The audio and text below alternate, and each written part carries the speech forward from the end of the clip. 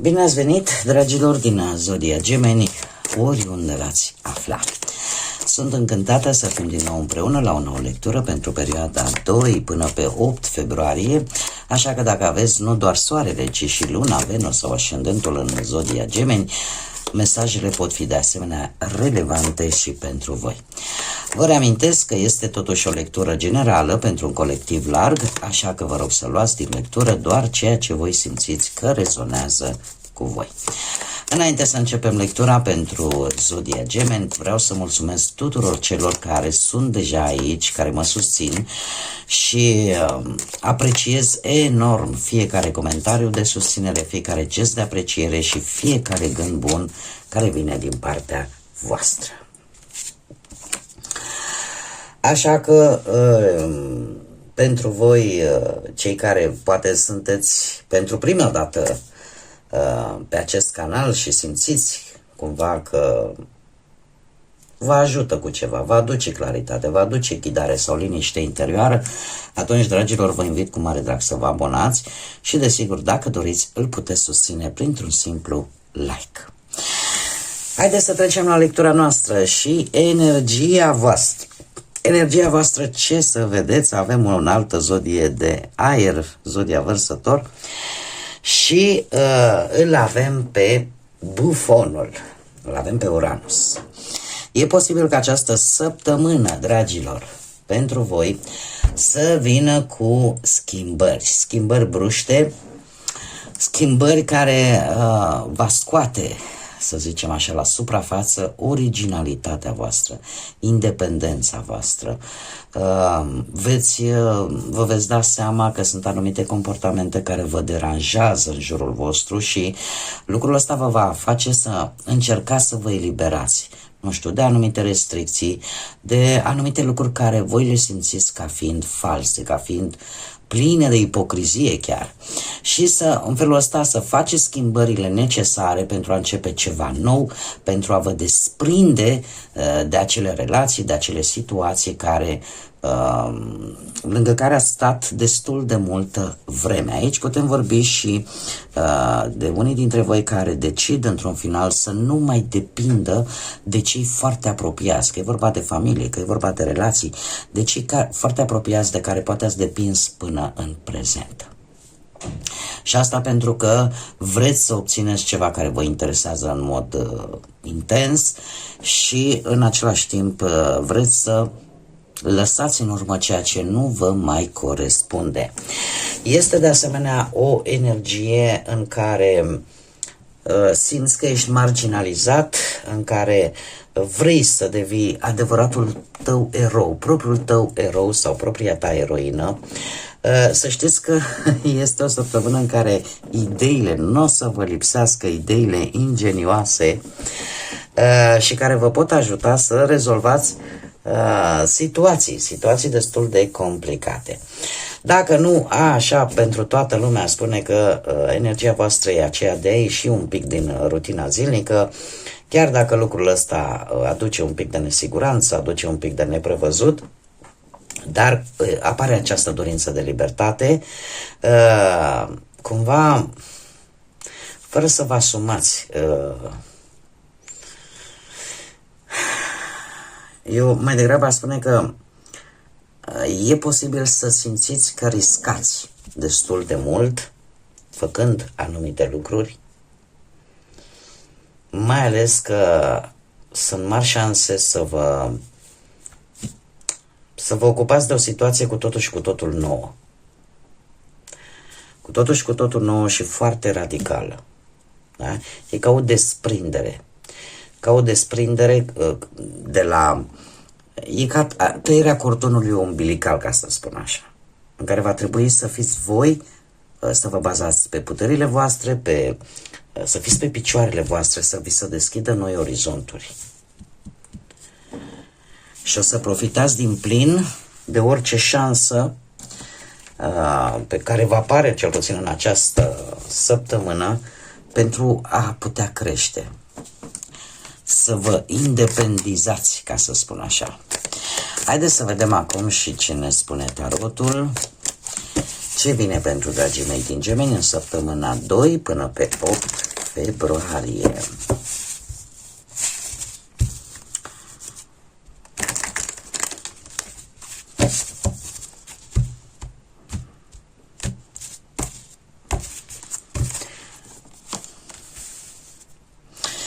Da, se pare că situația actuală, avem pusnicul, este una în care analizați foarte bine lucrurile. Și să știți că hotărâre există. Da. Haideți să o luăm cu începutul. Avem situația actuală. Nu știu dacă poate unii dintre voi aveți și vreun ascendent în Fecioară, dar ce pot eu să vă spun este faptul că deocamdată, cel puțin în acest moment, nu vă mișcați foarte mult, sunteți foarte atenți în primul și în primul rând la ce nu vă convine, la ce să vă faceți un plan, ca să spun așa.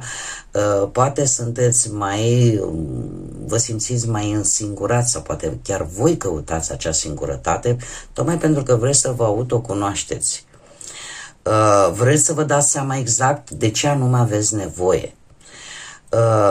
Poate că lucrul ăsta se întâmplă de ceva vreme, tendința asta de a fi un pic mai solitari, pentru că vreți să, cum să spun eu, să vedeți că proiectele voastre încep să prindă viață sau vreți să schimbați perspectiva în care faceți lucrurile și eu aș mai spune că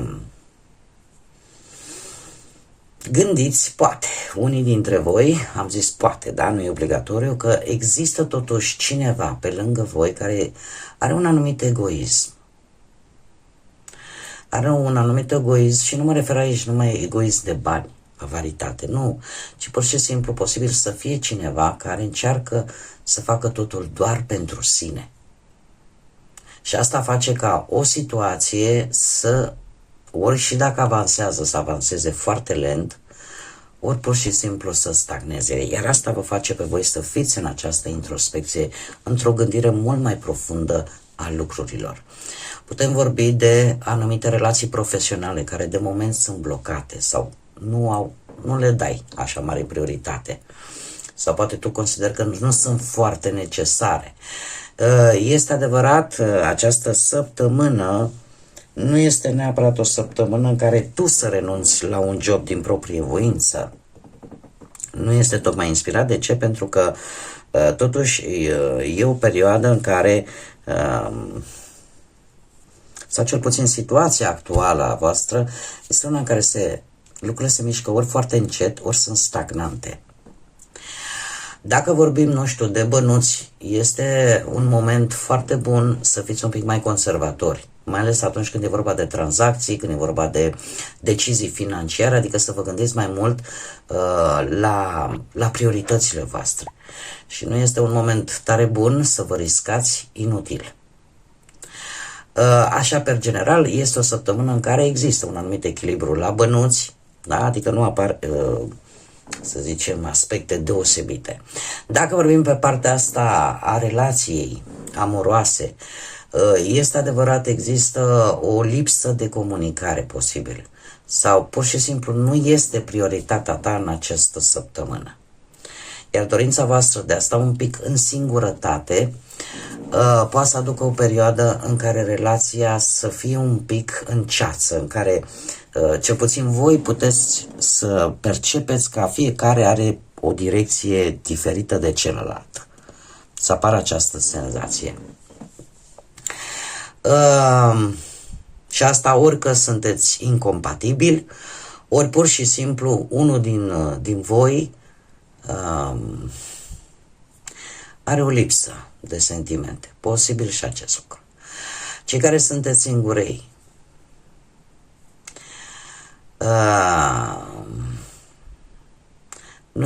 nu sunteți într-un moment, să zicem așa, foarte bun, tocmai și din cauza acestui fapt simțiți nevoia de a vă cunoaște mai mult pe voi. Acum, ce nu este atât de favorabil pentru voi, avem un rege de monede, posibil să fie cineva de care voi depindeți financiar. Nu știu dacă are legătură cu zodiile de pământ, Taur, Fecioară sau Capricorn, dar este într-adevăr cineva o energie foarte sigură pe sine, foarte ambițioasă și care oarecum te ghidează prin intermediul banilor. Acum poate nu o face neapărat din răutate, dar pur și simplu aici mi-apare o dependență, dat fiind și energia generală pe care o avem, există o anumită dependență vis-a-vis de un personaj din jurul vostru care are resurse materiale și care nu știu, orică chiar poate, nu știu, intențiile să nu fie unele neapărat rele, să încerce să te ajute poate pe plan profesional sau să obții un nou job, dar e ceva de care tu nu mai vrei să depinzi. E ceva de care nu mai vrei să depinzi. Și uite, dacă vorbim și pe partea asta sentimentală, ar spune că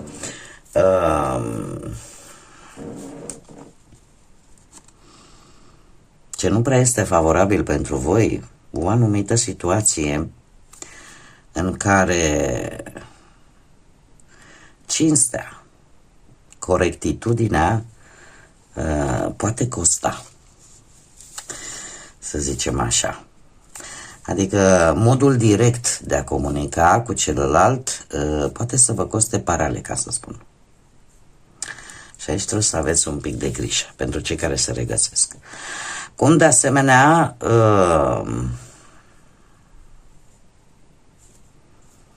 cei care sunteți singuri, dacă undeva către sfârșitul săptămânii veți avea tendința exagerată, mare atenție, de a atrage atenția cuiva, nu știu dacă este cea mai bună modalitate.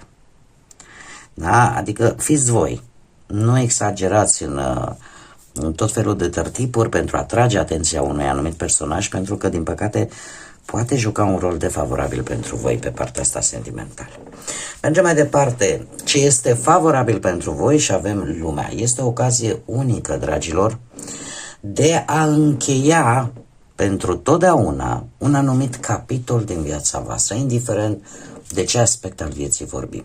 Cum de asemenea este o ocazie foarte bună ca voi să duceți la bun sfârșit un anumit proiect sau să reușiți, nu știu, să ajungeți lângă persoana care pe voi vă interesează cu adevărat sau să luați decizia să lăsați în urmă poate o locație geografică pentru a începe ceva nou într-o altă locație și alături de cine voi vă doriți. Cum de asemenea este o săptămână foarte bună pentru călătoriile lungi, dacă este asta ceea ce voi vă doriți. Da? O deplasare care, cum să spunem, vă poate aduce schimbări favorabile chiar și pe parte profesională sau un contact cu străinătatea care să vă ajute în sfârșit să vă mutați pentru orice alt motiv în alt oraș, într-o altă țară și în felul ăsta să căpătați o experiență, zic eu, destul de bună ca și rezultat final, da? Așa că sunt situații favorabile, promițătoare, dar așa per general ceva are șansa, depinde foarte mult de voi dacă într-adevăr vreți să finalizați anumite situații din viața voastră. Ce puteți voi controla? Și avem o regină de cupe, mai ales cei care aveți un ascendent poate în zodii de apă, rac, pești sau scorpion. Dragilor, voi puteți controla foarte bine cu ajutorul intuiției și al empatiei, puteți să vă conectați foarte mult cu ceilalți. E ca și cum ai deține acea atracție magnetică și fără a uita de propriile voastre necesități veți putea fi în stare să impuneți anumite limite sănătoase dacă lucrul ăsta este necesar și veți analiza mult mai mult cu inima, cu sufletul. Asta vă poate ajuta să, cum să spunem, să aveți o anumită reușită într-un anumit proiect, poate destul de creativ pe partea asta profesională sau pur și simplu pentru toți ceilalți care nu aveți nicio legătură cu zodiile de apă, aș putea să spun că puteți avea o colaborare foarte bună, depinde foarte mult de voi, cu o energie posibil cu legături zodiile Rac sau Scorpion, dar să știți că este cineva care are un rol important și care vă poate ajuta foarte mult, mai ales pe partea asta profesională și chiar pe partea financiară. În ceea ce privește relațiile, aș spune că ceea ce voi puteți controla, dacă relația voastră își păstrează o anumită calmitate, puteți să vedeți exact dacă există emoții solide și profunde în relația voastră și de asemenea se pare că tot de voi depinde să rezolvați dacă există anumite probleme în relație. Cum cei singuri, aș putea să le spun pe partea asta sentimentală că ar fi bine în această săptămână să vă lăsați un pic ghidați de instinct, un pic de intuiție, pentru că asta vă va ajuta foarte mult pe ideea asta de a cuceri pe cineva. În schimb, ce nu puteți controla este un 8 de cupe. Trebuie să vă spun, vă place, nu vă place. Aș spune că o situație o veți lăsa în urmă indiferent cum. Se pare că lucrurile, sau cel puțin această situație în mod particular, va rămâne în urmă, indiferent dacă voi vă doriți sau nu vă doriți acest lucru. Îl vedem și cu lumea, dar îl vedem și cu acest 8 de cupe. De ce? Poate să vină din diferite motive. Ori că voi vă simțiți decepționați, ori că pur și simplu doriți să vă îndepărtați pentru a nu distruge totul. Deci, indiferent care ar fi motivul, ceva va rămâne în urmă. Și aici putem vorbi de orice domeniu al vieții. Este ceva ce se pare că a ajuns la sfârșitul său natural și firesc și care va trebui să rămână în urmă. Haideți să vedem și ce mesaj am din partea pădurii mistice pentru voi, dragii mei, din Gemeni în săptămâna 2-8 februarie. Ia să vedem. Un mesaj, te rog, pentru dragii mei din Gemeni. S-a întors o carte. Adu-ți aminte cine ești. Și spune așa: nu ești o etichetă a cuiva sau un simbol al societății. Ești o ființă independentă și demnă, cu experiențe, cu vise, cu misiuni unice. Atunci când îți vei aduce aminte adevăratul tu, nu te vei lăsa purtat foarte ușor în zona asta a confuziei. Cunoaște-te pe tine însuți, pe tine însăți, este primul pas către încredere și către fericire până la urmă. Este de fapt un îndemn de a te reîntoarce la origini, a-ți da seama de fapt de unicitatea ta. Fiecare dintre voi suntem unici în felul nostru de a gândi, în felul nostru de a percepe lucrurile și de a le dezvolta, așa că nu suntem etichete, nu suntem simboluri pentru societate, suntem ființe umane și ca atare îndemnul pentru voi este acela de a vă da seama de fapt cine sunteți cu adevărat și faptul că trebuie să vă gândiți și la dorințele voastre și la misiunile pe care voi le aveți de îndeplinit în această viață, la experiențele care vă dezvoltă și să țineți cont de aceste lucruri. Pentru că odată ce îți dai seama de ele, de fapt îți dai seama de faptul că poți avea încredere în deciziile care le iei, indiferent că ele sunt bune sau rele. Știți cum e? Teama asta de a greși de multe ori ne face să nu trecem prin experiențe care chiar ar putea să fie benefice pentru noi. Și tocmai la voi, dragilor, asta vi se sugerează. Cunoașteți-vă pe voi și lucrul ăsta este primul pas către a avea o mai bună încredere în voi, în puterile voastre în primul rând și în a avea succes. Dragilor, aceasta a fost lectura pentru voi. Iar dacă energia, mesajele sau modul meu de a face lectura au rezonat cu voi, eu mă bucur că sunteți aici și iar dacă nu este așa, din păcate poate pentru alții, nu uitați că fiecare are libertatea de a alege ce fel de conținut să urmărească. Dar eu țin să mulțumesc din suflet tuturor celor care aleg să fie aici alături de mine. Vă urez tot binele din lume, multă energie pozitivă, echilibru, pace interioară, iar până la o nouă lectură, desigur, să fiți iubiți, dragilor!